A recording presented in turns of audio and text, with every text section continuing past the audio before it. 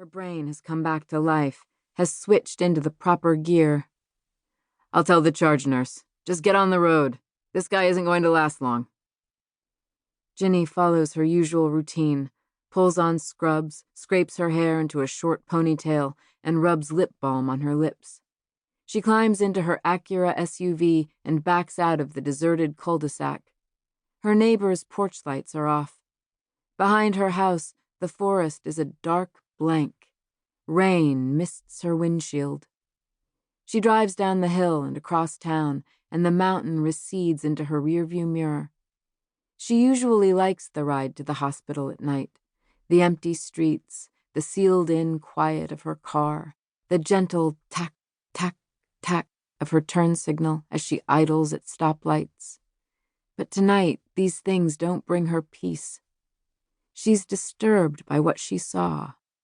She must have fallen asleep for a second. Or she has a brain tumor. She recalls a list of symptoms from her neurosurgery rotation in residency. Headaches, problems with balance, blurred or double vision, seeing things that aren't there. She turns into the staff parking lot. The scrubs, the ponytail, the car ride, they haven't done their job. There's an irritating flutter in her chest. Inside, the fluorescent lights of the ER are a welcome slap in the face. Her clogs squeak against the polished floors. Her patient waits, supine, behind a green curtain in the freezing pre-op holding room. As soon as she pulls the thin cloth closed behind her, she feels better. "Mr. Kells, I'm Dr. McDonnell, the surgeon who will be taking care of you." She enunciates each word, speaking over the beeping racket that surrounds them, and looks steadily into the man's broad, ashen face. He says nothing, but holds her gaze firmly. She picks up his chart. "My apologies, Professor Kells." "Robbie," he says in a hoarse whisper. He has thick eyebrows and a full head of gray hair, and she can easily imagine him at the front of a lecture hall. "I'm going to examine you now. Is that all right?" He nods. She rubs her hands together to warm them, lifts his hospital gown, and feels along his pale stomach. "I'm going to press down on your abdomen. Can you tell me if it hurts more or less when I release the pressure?"